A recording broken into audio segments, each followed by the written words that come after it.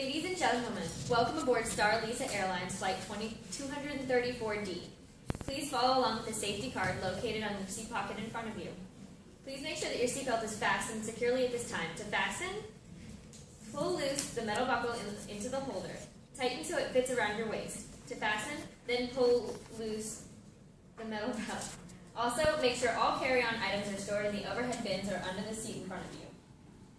There are 2 emergency exits in this classroom-style CRJ aircraft located over the wings to your left and to your right. Make sure that you have taken this time to find your nearest exit. Please remember that it might be behind you. In case there is a loss in cabin pressure, a yellow oxygen mask will deploy from the ceiling compartment located above you. Please make sure to secure your own mask before helping others. Thank you for your attention. We wish you a good flight on Lisa Airlines.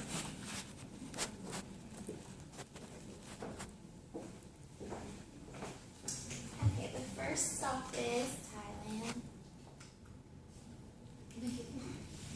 Alright, Thailand. I chose Thailand because my mom's side is Thai and my great-grandfather is from Thailand. It's a constitutional monarchy and it's the 50th largest country in the world. It's generally hot and humid, ranging from 66 degrees Fahrenheit to 100 degrees. There's 3 seasons in Thailand, ranging from hot, rainy, and cool. The population is 65 million citizens, 80% speak Thai, and 92% are Thai. English is spoken and understood throughout much of Thailand, and there's 94% of the people in Thailand are Buddhist, 4% are Muslim, and only 0.7% are Christian. There's a prime minister is the head of the government, and the hereditary Thai king is the head of the state. There's no Christmas in Thailand, but they celebrate New Year's, and they have different holidays, like in May, there's a royal plowing ceremony to honor the farming system. Also, Thailand's hotels are some of the finest in the world. The education is a lot different from the U.S. There's 3 levels. The first level is the first 3 years of school, from 3 to 5 years old. Level 2 is elementary, called P1 to P6, which is 6 years old to 11 years old. And the third level is secondary, 12 years old to 18 years old, called M1 to M6. You're only required to complete P1 to M3, so you can stop going to school when you're 15 years old. And at the end of each year, students must take a test to move on to the next level. If they cannot pass the test, they cannot go on to the next year. They can take summer school, but if they still don't pass the test, they cannot go on until the test is passed. That's the same to go into university, you have to all pass the same test. And the grading system is the highest is 4 and the lowest is 1. In Thailand, the food form is a central part of any social occasion. The food often becomes a social occasion in itself or a reason to celebrate. It's because everyone in Thailand is really friendly, and there's a lot of social nature of people in Thailand, but also food is very different in the way it's eaten and ordered in Thailand. In Thailand, there's no such thing as a starter, and no dish belongs to one person. After the meal is over, there's no such thing as dispensing leftovers, because throwing away food enrages the Thai god of rice, which is the female deity who watches over the people and ensuring everyone has enough to eat. Bad luck or even widespread famine may then ensue if you throw away your food. A typical Thai meal includes 4 main seasonings: salty, sweet, sour, and spicy.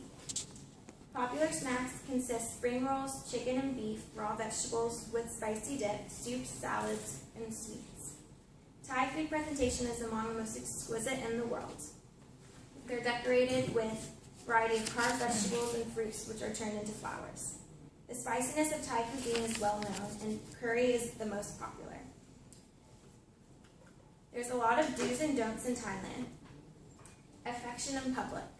The people in Thailand generally do not kiss or show any affection in public beyond holding hands. Confrontation. Thai people generally speak very softly and avoid confrontation at all costs, so normally no one raises their voice. You have to dress properly. Thai people pay extra attention to be dressed properly, so you have to respect them for their effort and follow their example. For temples and holy places. When you travel to the temple and holy places, you have to show a lot of respect and wear long pants and long sleeves, especially if you're a woman. There's a thing called feet low and head high in Thailand, which your head is considered high and holy and your feet are considered low and dirty. It is considered very rude to raise your feet above anyone else's head, especially if they are older than you. Pointing at or touching someone with their feet is also considered very rude. and you have to remove your shoes before going to a person's home or a sacred area. Also, touching someone's head is considered very impolite and rude, and you can't step over someone's legs or feet. In Thailand, it is considered very rude and impolite to step over someone's legs or feet if they're stretched. You have to walk around them. Gifts for children. You can't distribute gifts for children as it encourages begging. And in Thailand, people tend to do things more slowly, and this is the way of life there, so you have to be patient and you can't expect anything to be done in a hurry. And lastly, you have to smile. Thailand is known for the land of smiles, and smiles can mean many things to the people in Thailand. So smile as much as possible at Thai people, and they will return the smile and be kind and friendly to you, making your experience in Thailand much more enjoyable. Thank you for joining me on Thailand.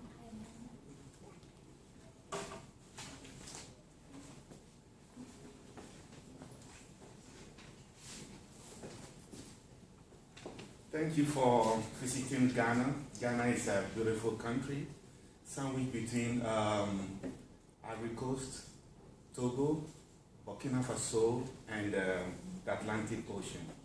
We are a little country, tiny, but we are noted for doing mighty things. We get so much excited when we meet the United States in the soccer tournament. And I bet you we qualify for the World Cup again in Brazil. And just look out for those little golden boys. And but today I want to talk about Ghanaian food.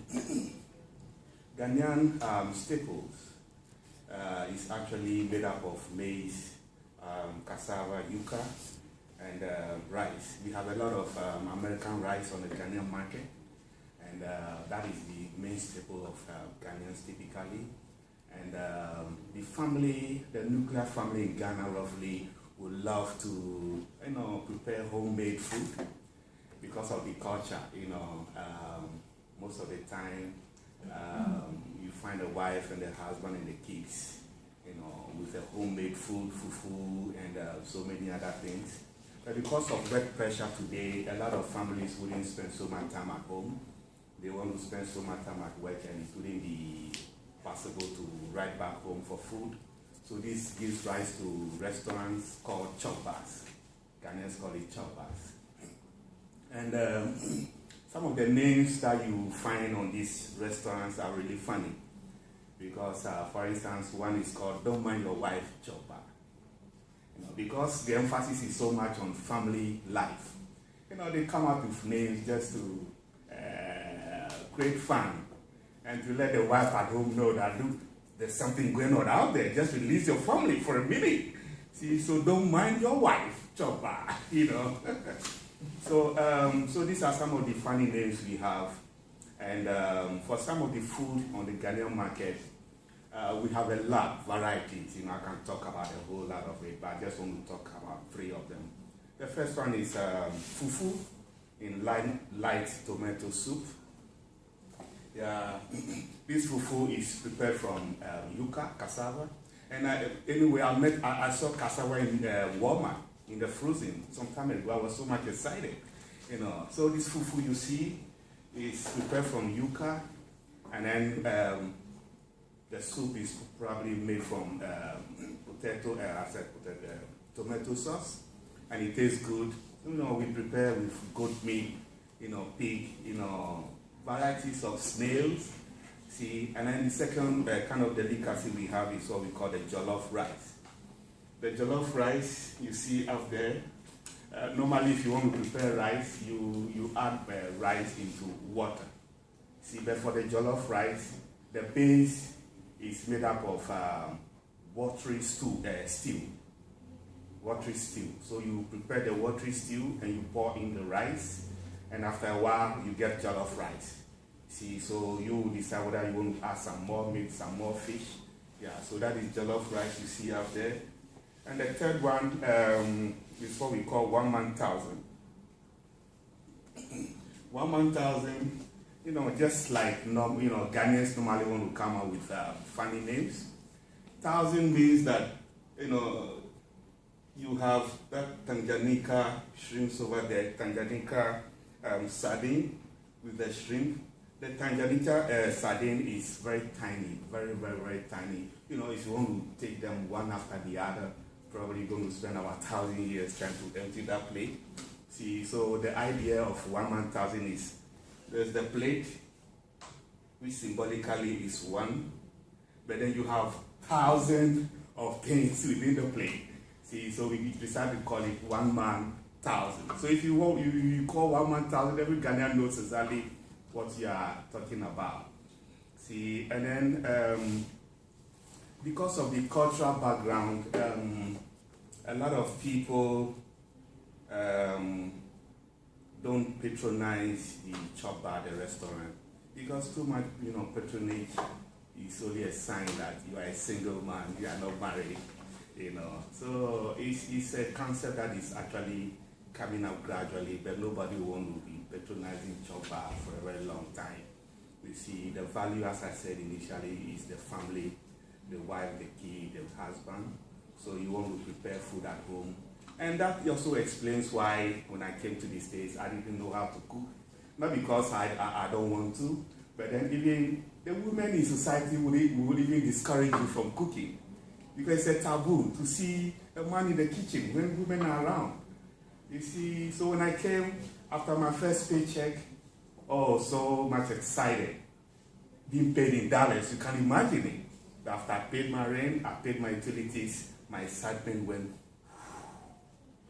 So I had to see my sister, talk to her. Florrie, what are you going to do to help me? So she taught me how to cook.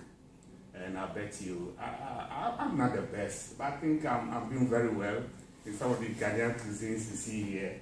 And at the end of the day, after the food and all those fun in the chop bar, the normal Ghanaian will take a little beer. That's the locally brewed star lager beer, just to top up everything, and it feels good. And Ghanaian food is also so much of, pepper. If a typical Ghanaian after eating doesn't show signs of, then it's really not really enjoy the food. See, so another cultural thing that really works into all this food thing is the fact that because we eat any food, in my culture, if you have a huge body, then it's a sign that you are the man. You are making it good. You have a lot of money. See, so if for instance you want to go on a diet, you want to reduce your weight, it's like everybody from the village comes to you. Are you alright? Are you okay? Is everything alright with you? You see? So, for instance, if I actually find myself back in Ghana, I'll put a little weight on. It's like the whole village will come back to me. Steven? Oh, dollars. See, so these are some of the cultural things that we find around. And because of this concept, you have a lot of health issues. People just become big just because they want to feel good, they want to look good in society. And we are still evolving. Westernization is changing a lot of things, but slowly though. So this is all I want to say about Ghanaian food. And thank you for visiting Ghana. And you have a safe and a comfortable stay. Thank you.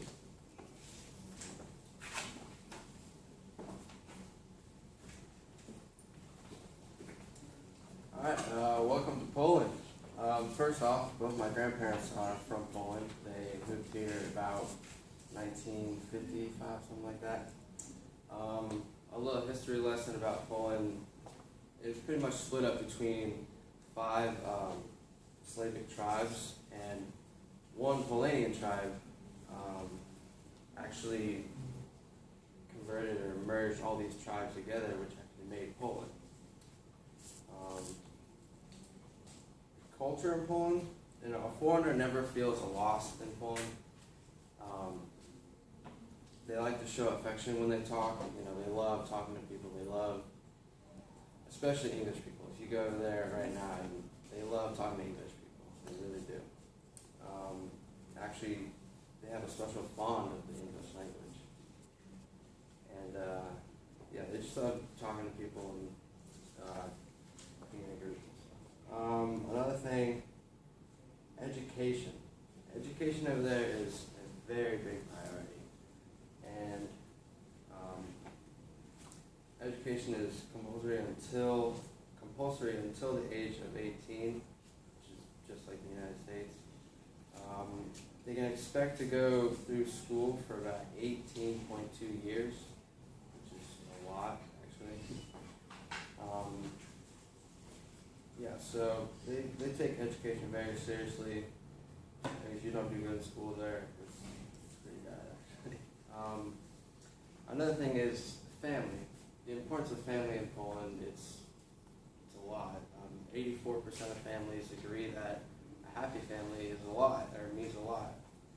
And, families are a part of over there, they're part of an inner circle, which is an inner circle and an outer circle. And then the inner circle, they have your family members, your family friends, and all that. And then your outer circle, it's people you really don't know, you talk to maybe once or twice, something like that. But they have there's a very fine line between the inner circle and the outer circle. There's an etiquette of extending favors to the inner circle. So it's not uncommon if a family member calls and says, "Hey, I need you to do this," then come over there right away to help you out. Some things you didn't know about Poland, the pizza over there, it actually doesn't contain tomato sauce. They actually bring it out without tomato sauce, and they have it on the side, in which you pour it on top. Now, I've never had this, but it doesn't sound really good at all. And sometimes they actually just bring out ketchup to put on it. Really, really nasty. But another thing is, in the grocery stores, the biggest section in the grocery store is actually the candy aisle. Now, I think this is kind of where I got my sweet tooth, because I really, really love candy. So I think that's where it came from. That's pretty much it, but thank you for coming to Poland, and we hope to see you guys soon.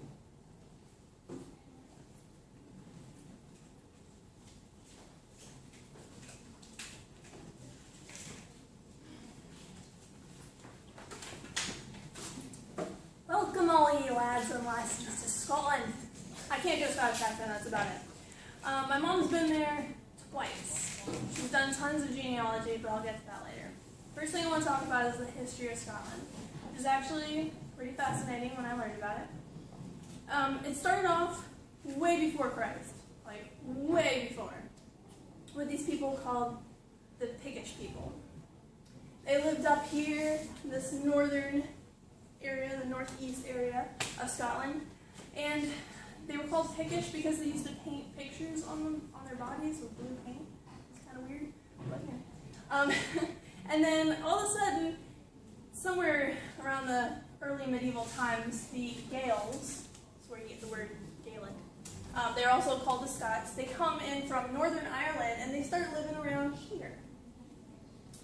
And what happened is these two different people, they kind of merged peacefully over time, by intermarrying and whatnot, and thus created Scotland.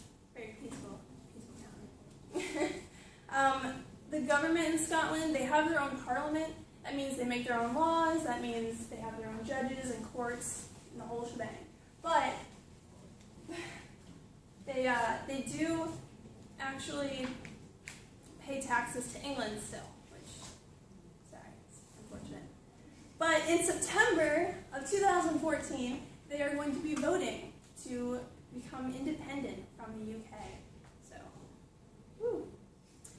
And actually, one fun fact I want us to share with you guys now, which most of you didn't know, is that on April 6th, 1320, there was a declaration called the Declaration of Arbroath, that was made in Scotland, which is actually a precursor to the American Declaration of Independence. It actually has a lot of the same stuff in it and is what ours was made from. In Edinburgh, which somewhere around here, I believe, is the capital of Scotland, and was actually considered the most haunted city in the UK.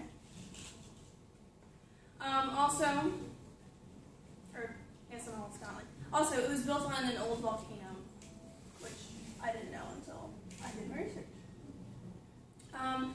like I said, my mom has been there twice.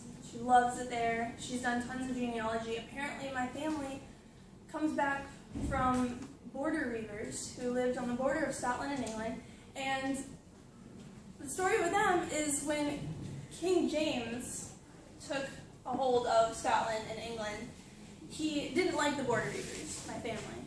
He wanted them out. He was tired of them sitting there pillaging the border. So he sent them to Ireland.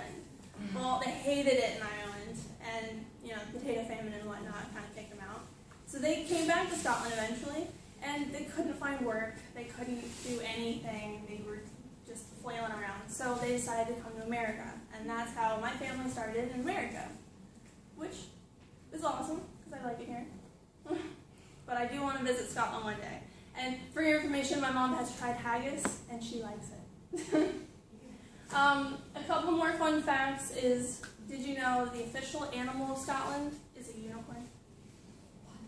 It is. I'm not joking. Also, there are more sheep in Scotland than there are people.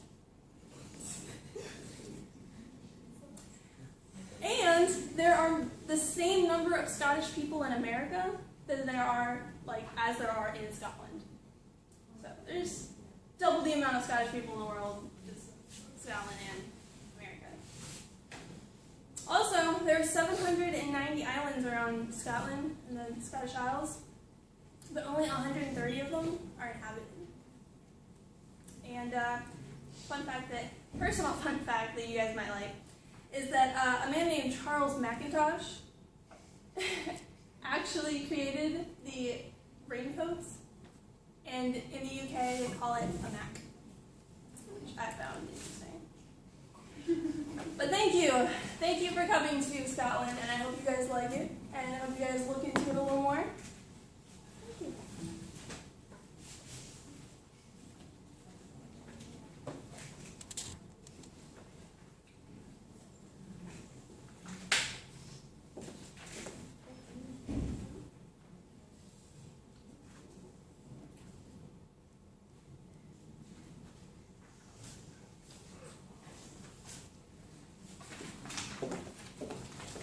Welcome to New Orleans.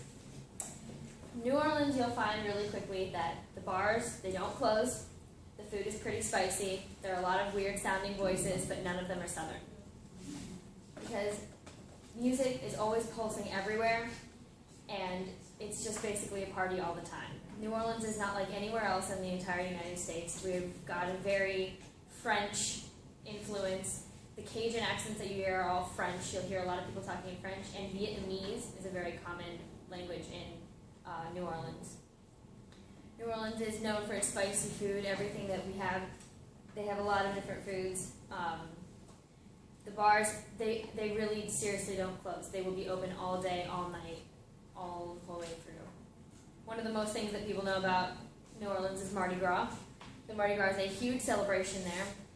It starts at January 6th, and there are parties all going before and after Mardi Gras. Usually, there are 12 days before Mardi Gras where there are a good 60 parades, hundreds of private parties and dances. There are mass balls that you can find all over the city, especially in the metro area. So if you're going for Mardi Gras, you're going to be there for a good month, having a lot of fun. No sponsors are allowed for Mardi Gras. You cannot have any sponsors. All of the money that goes out to Mardi Gras has to be from the person who's doing its pocket. But that doesn't end up being a bad thing, because they make over $500 million it'll bring to the New Orleans economy. People come to visit from all over the world to come see the Mardi Gras, and it ends up bringing in a lot of money. The hotels all fill out, they run out of rooms, they start renting out tents. It ends up being a really huge, fun party. The food that you'll end up seeing during Mardi Gras especially, you'll find a lot of the French stuff. They have a lot of the local ingredients. They don't use spices from other countries. It's a lot of French food, Spanish food, Italian, African, Native American, and Cajun, and a little bit of Cuban, but you won't find as much of that. But when you mix it all together, you'll find that food that when you eat it, you know it's New Orleans food. They have a strange food that I've had one time called a French donut that is a type of fried bread that's sweet, but it's also kind of spicy at the same time. You'll find a lot of things like oysters, crawfish, lots of seafood. You'll find, of course, jambalaya. You'll find a lot of gumbo. Restaurants will serve that pretty much any restaurant. If you want jambalaya or gumbo, you're going to find it. My favorite thing about New Orleans is their funerals. In New Orleans, they have a thing called a jazz funeral, where you mourn on the way in. You'll find a whole procession of mourners going on the way in. But the minute they leave that church, it becomes a party. They have jazz bands, brass bands. They're all dancing. You'll see lots of bright colors, lots of purple and gold. And they're just singing and dancing because it's not a celebration of the death. They're not mourning the death of the person anymore. Now they're celebrating their life. And sometimes these kinds of death parties will last for days after the funeral. And you'll end up finding that they have food, they have a lot of music. You can hear them all through the town leaving the cemeteries. And, well, welcome to New Orleans. Have a good time. We'll hope to see you again soon.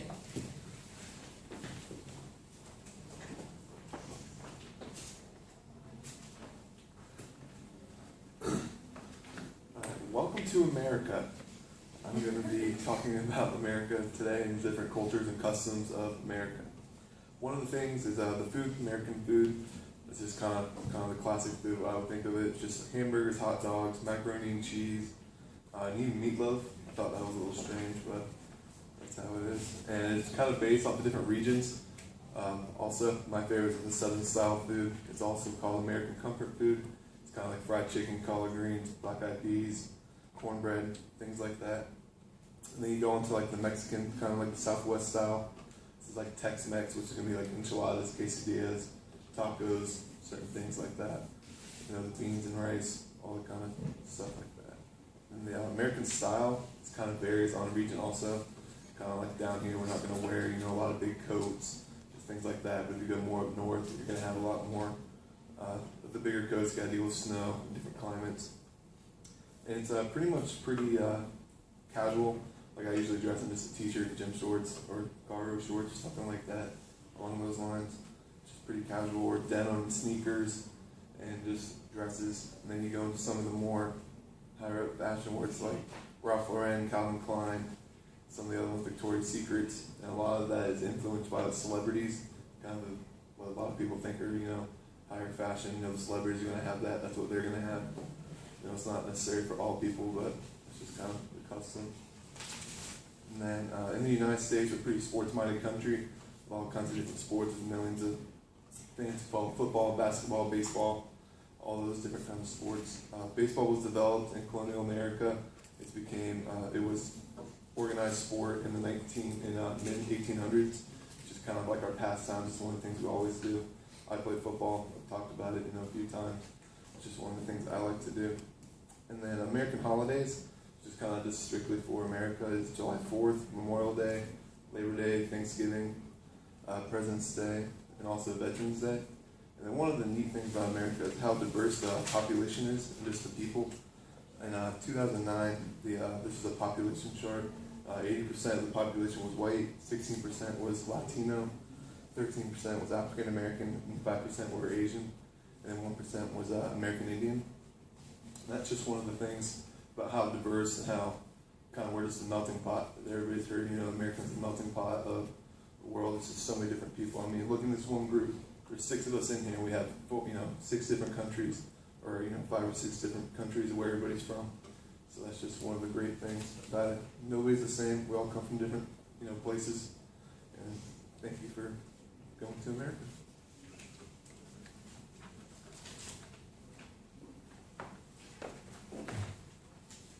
Ladies and gentlemen, we're about to begin our final descent to the Melbourne Airport.